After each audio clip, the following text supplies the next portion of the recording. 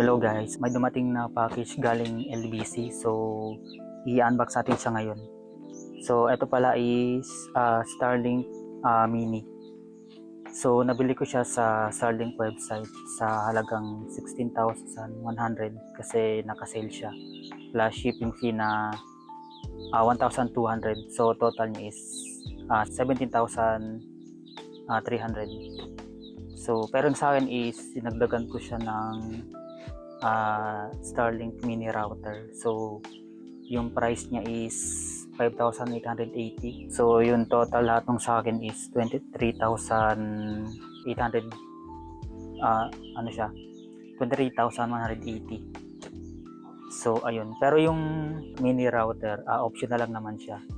So kasi yung Starlink mini may built-in na siyang router dun sa disk niya. So ayun, unbox natin.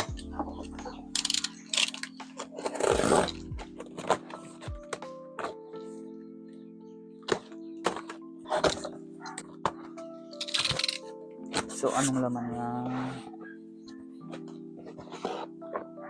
So meron tayong, ito yung Starlink mini router. Tapos ito yung Starlink disk. So una nating i-unbox yung Starlink disk. So ganito lang siya kaliit. So dimension na is 11.75 by 10.2. So halos wala pang isang foot. So kung compare natin siya dun sa luma o yung standard kit, so ganito siya. Pakita natin. Yan. So ganito kaliit lang yung Starlink mini. So ngayon buksan na natin tong disk. Ano ba to?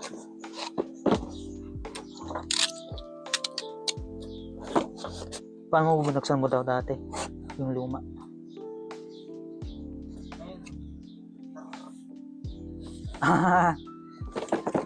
So ito lang pala yung pagbukas.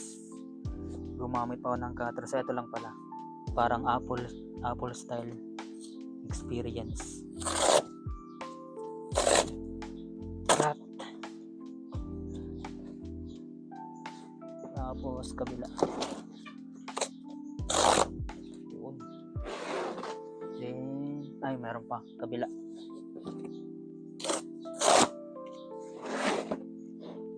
Yun. So dito sa box, so nandito na mismo yung instruction niya. Very minimalist lang. Then ayun, paano set up, installation ng app, then yung pang alignment, then connect sa wifi, then set up. So ayun. So ito yung disk. So ganito lang siya kalaki. O ganito lang siya kaliit. So comparison dun sa kamay ko. Then meron syempre manual. Then yung cable.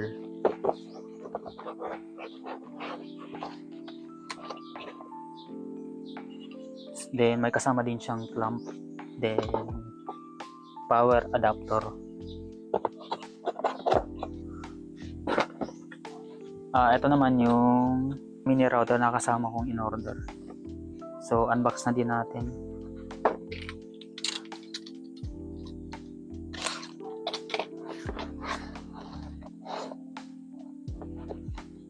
So meron siyang kasamang manual. Yung installation kabila. Then ito yung router, ganito lang siya kaliit. Halos kasi laki lang ng palad ko.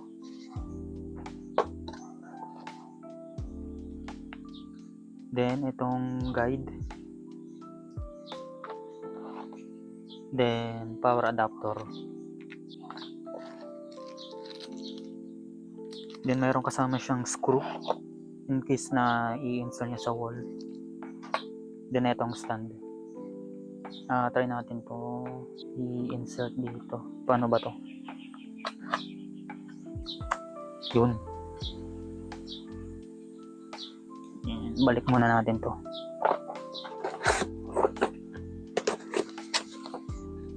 So ngayon, i-test natin ngayon yung Starlink Mini. Note nga lang pala guys, so nung binili ko to, yung 17,100 na price is hindi pa kasama yung 1 month subscription. At tanda ko kasi nung binili ko itong standard, yung price na binili ko siya, may kasamang 1 month free na internet. So parang yung tanda ko. So ayun, so ito kasi nung binili ko, may na-receive ako sa email na nag-auto activate siya. Nung dumating kasi to, nasa Manila ako, so hindi ko agad siya na-open. Tapos bigla ko na lang nakita sa email na activated na siya. Then nag-auto credit siya dun sa credit card ko. So ayun, just in case lang kasi baka magulat kayo na hindi pa ina-unbox yung Starlink nyo, pero na-credit na kayo dun sa 1 month na internet charge. Ayun, so tara, test natin. So ngayon, titest natin ngayon yung Starlink. So dito muna natin siya ititest sa ground. Tingnan natin kung makakasagap siya ng signal. Kasi kung mapapansin nyo, maraming puno dito. Ayun, test natin.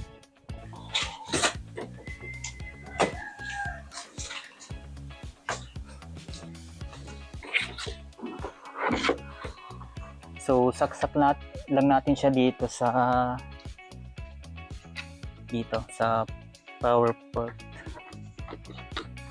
Kung mapapansin nyo din pala, meron pa siyang isang available na port para sa Ethernet. So in case na gusto nyo mag-connect dito ng Starlink mini router.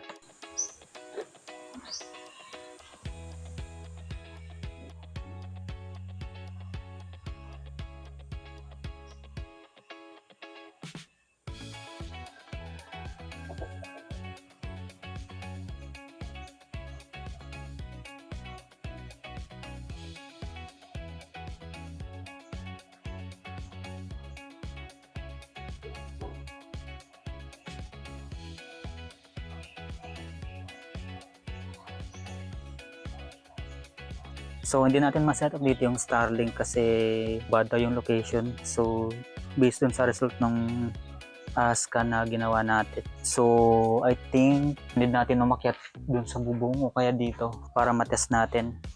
Hindi talaga siya gumagana basta may mga block. May naka-block sa kanya ng mga puno. Bis muna tayong sapatos kasi akyat tayo dun. Mainit yung bubong.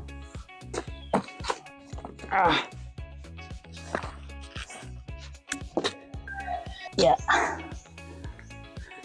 So ngayon test ulit natin siya.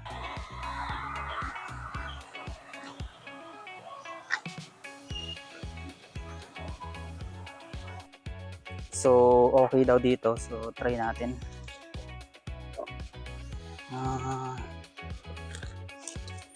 Dito yung north. I have clear view, I have location, then my Starlink is plugged in. Continue. Okay. Ba't ganito to? Wait lang. Turn ko yung hagdan. Yeah. So ayun guys, kaya pala hindi siya gumagana kanina is naka-restricted yung status nung device kasi nung binili ko siya is yung lugar na pinili ko sa Romblon. So ngayon yung ginagawa ko is lilipat ko nga siya dito sa Mindoro. So ayun guys, mainit. So pagkatapos ng ilang troubleshooting, so naka-online na yung Starlink mini natin. So try naman natin speed test. So yung gamit nating pang speed test is yung Ookla. So yung speed test niya is nag-average sa 10 to 11 Mbps. So mabagal siya kumpara dun sa standard na Starlink kit. dahil din siguro dun sa size niya. So yung upload speed naman niya is nasa 13 Mbps. So ayun. Test pa sana dyan kaso sige, try natin.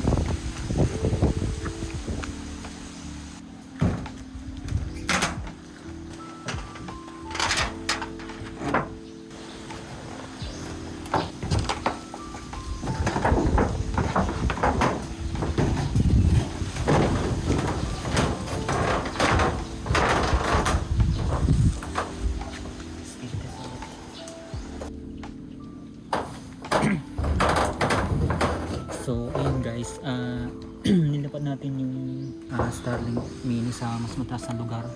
Mas mataas na siya kumpara dun sa pwesto niya kanina, dun sa tangke. So ayun guys, bumulis yung internet niya. So pumapalo na siya ng 87 to 90 Mbps. So ayun. Di ko ina-expect na halos kasimbilis din siya nung sa standard kit. So ngayon guys, i-test naman natin yung binili ko na mini router. Pwede nga pala siya i-connect dun sa Starlink Mini Disc na naka mesh mode. So saksak lang natin siya dito. So iilaw siya dito ng ayan, kulay puti.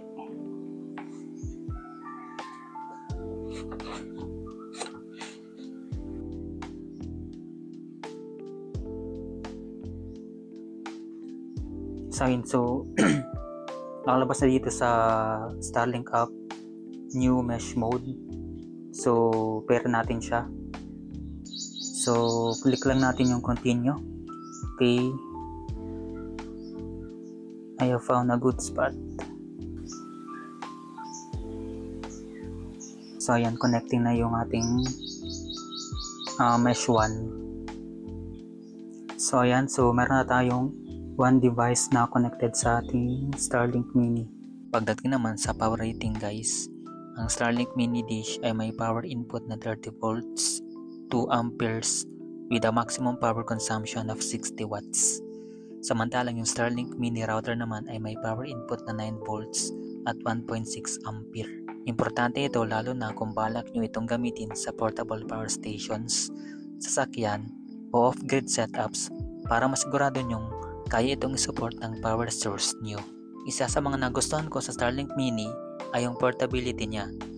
Kung mahilig kayo mag-travel, mag-camping o pumunta sa mga remote areas, madali nyo lang siya madadala dahil compact at kasya lang siya sa isang regular size na backpack. Hindi siya bulky at hindi rin mabigat. Kaya perfect siya para sa mga gustong may internet access kahit nasa ang lugar. Sa final verdict ko, maganda ang performance ng Starlink Mini. Mabilis ang internet basta walang obstruction at clear ang sky view. Akala ko nung una nasa around 10 Mbps lang yung speed niya. Pero yan pala, medyo black lang yung location ng Starlink Mini. Nung nilipat ko siya sa mas open area na walang obstruction, umabot yung speed niya ng 90 Mbps. Halos 100 Mbps pa nga.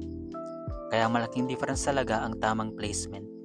Ang downside lang talaga ay yung presyo dahil mas mahal siya kumpara sa mga local ISP tulad ng PLDT.